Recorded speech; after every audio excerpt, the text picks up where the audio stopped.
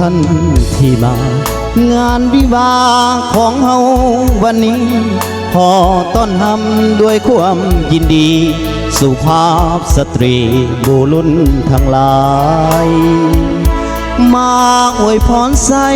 พร้อมด้วยน้ำใจของขวัญมากมายเจ้าพาทั้งสองฝ่ายขอบใจหลายๆที่มาอบอุ่นบัดนี้พี่น้องเจ้าภาพทั้งสองขอเชิญทุกท่านเชิญรับประทานอาหารและห่วมสำราญเป็นเกียรติพวกเขาอาหารเต็มพาของแก้มสุราเครื่องดื่มเบียร์เหล้าพวกเขาจัดหาเพื่อพวกเจ้าเชิญเลือกเอาทานตามสบายหากมีสิ่งใดบ่ถูกใจหรือเกินค่าหรือว่าธรรมาลายาว่าจะพังพาบ่เพียงพอฮับตอนบ่ทันหลายสิ่งหลายอันขาดตกบกพร่องพวกเขาเจ้าพาทั้งสองขอให้พี่น้องจงได้อาภัยเมื่อเลิกจากงานเดินทางกลับบ้านขอให้มีโซ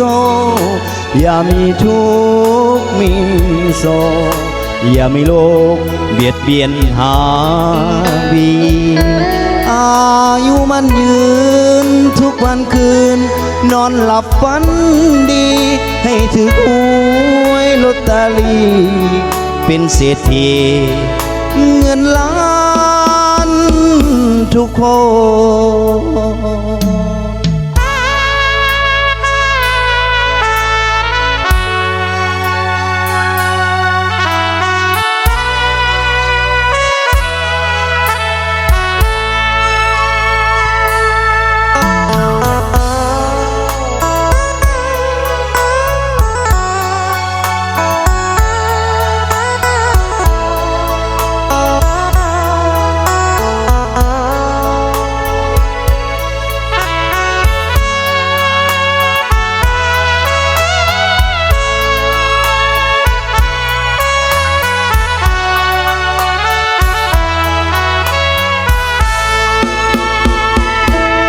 หากมีสิ่งใด